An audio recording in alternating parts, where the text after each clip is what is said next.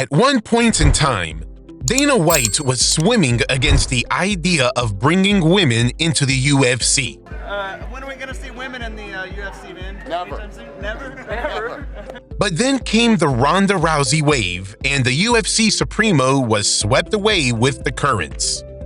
Within years of Ronda's rowdy entry into the UFC, women's MMA shot to heights of fame, and the mantle was then carried forward by dominant champions like Amanda Nunes, Valentina Shevchenko, and Joanna Jędrzejczyk.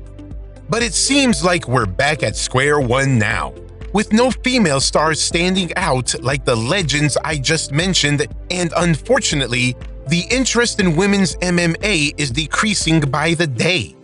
The recent bantamweight title fight between Raquel Pennington and Mayra Bueno Silva didn't do as many numbers.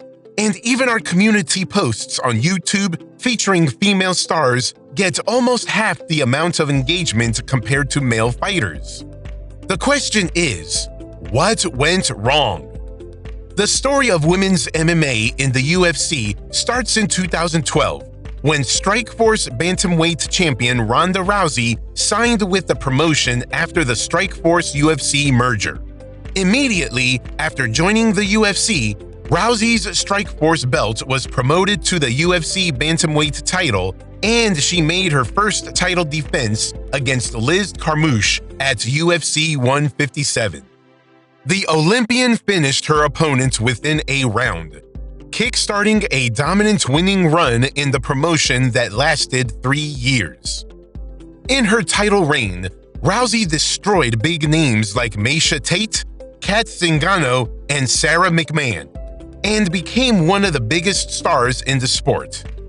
She brought hundreds of thousands of new fans to the sport and generated millions of dollars in revenue for the UFC. She did what many male fighters couldn't, and if it wasn't for her, women would still be struggling to make their mark in the sport. Unfortunately, Rousey's career crashed down sooner than expected when she fought Holly Holm in late 2015 and was knocked out cold in the second round. Holm's victory was a major turning point in women's MMA, as it marked the entry of high-level female fighters in the world's best promotion. Prior to signing with the UFC, Holm was a successful kickboxer, boxer, and an undefeated MMA fighter who had decimated fighters in the lower leagues. But by the time she became the UFC champion, the competition had grown tougher. That is probably why Holm's reign didn't last as long as Rousey's, as she lost her belt in her first title defense against Miesha Tate, who was brutalized by Amanda Nunes.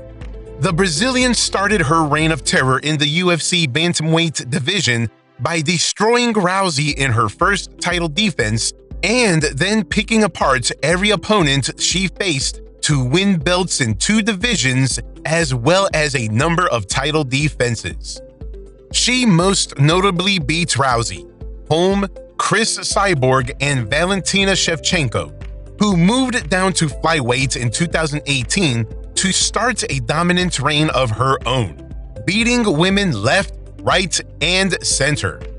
The Kyrgyzstani star was a force to be reckoned with in the UFC 125-pound weight class for as long as her reign lasted. Now, while Nunes was destroying women left, right, and center in the UFC bantamweight division, Joanna Jędrzejczyk was doing the same in the strawweight 115-pound weight class. She won the belt by brutalizing Carla Esparza from pillar to post and defended her belt 6 times, before losing twice to Rose Namajunas, who lost to Jessica Andrade, who lost to Zhang Weili, who lost to Namajunas.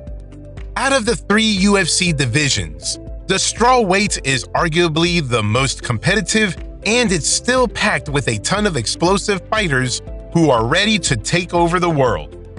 The reigning champion, Zhang Weili, is the best women's fighter in the world right now, and probably the only ray of hope for women's MMA at this moment in time. especially after Amanda Nunes's retirement from the sport after her title defense against Mexico's Irene Aldana in 2023. The Lioness's retirement has left the division in a limbo and at mercy of fighters who are, at best, mediocre in comparison to the legendary Brazilian. At UFC 297, Raquel Pennington and Myra Bueno Silva battled for the vacant title in a fight that was criticized by many for being boring. Neither did it have the star power of Nunes, nor did it exhibit a high level of mixed martial arts. It was simply a fight between two fighters trying not to lose. Valentina Shevchenko was another big star that lost her shine in 2023. After securing 7 successful title defenses against the likes of Jessica Andrade and Taila Santos, the Bullet suffered a shock defeat at the hands of Alexa Grasso, and as is the case with most dominant champions losing, she fell down the pecking order as far as stardom is concerned. Many claimed that her time is up, and if that's true, it's bad news for the UFC. The problem is that Grasso's first victory over Shevchenko at UFC 285 is still considered a fluke by many, and their rematch, which ended in a controversial draw, didn't impress fans either, so even the Mexican doesn't have enough star power to take women's MMA to the next level. Before 2012, the major reason why women's MMA was so unpopular was due to the lack of competitive depth. Sure, there were stars like Chris Cyborg and Gina Carano, but they weren't as skilled as their male counterparts, so they failed to garner enough interest that was needed to give women's MMA a massive push. It seems like we are back to square one. Most of the women competing in the UFC bantamweight division right now have either lost to Nunes or are not championship caliber, which is why the promotion recently signed two-time Olympic gold medalist and multiple-time PFL lightweight champion Kayla Harrison, who will make her debut against Holly Holm at UFC 300. Should Harrison make a winning start to her career, there is a high chance that the UFC will give her a title shot and hope that she goes on to win the belt and dominate, because she has the star power. She is an American hero and a figure among ciphers, who can lure Nunes out of retirement if she dominates in the world's top MMA promotion. The flyweight division is home to a few rising stars like Erin Blanchfield, Manon Fiorot, and Macy Barber, but unfortunately, they aren't household names. The only division that promises to earn UFC quite a few $1,000s is the strawweight, where champion Zhang Weili defends her belt against her compatriot Yan Xiaonan at UFC 300. And the winner of that fight will battle either Tatiana Suarez or Amanda Lemos.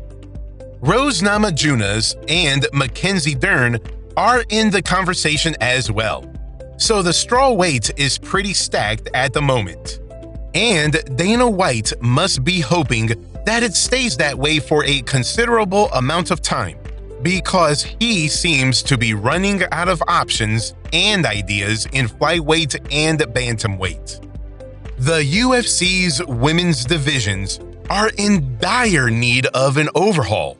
They are in need of rising stars like those in the men's divisions. They need female versions of guys like Ilia Topuria, Patty Pimblett, and Jailton Almeida, and it can only happen if the UFC pays more attention to scouting proper talent instead of simply setting up filler fights between washed-up female fighters, with all due respect. Dana White knows a male prospect when he sees one, so surely he can find a female one as well. The UFC matchmakers and scouts keep an eye on every competitor, and there are a number of female fighters that can light up that glorious octagon. Will UFC women's divisions reach the same heights again? Share your thoughts, predictions, and opinions in the comment section below. Don't forget to give us a thumbs up, subscribe to our channel, and ring that notification bell to stay in the loop on all things combat sports. Stay tuned, fight fans.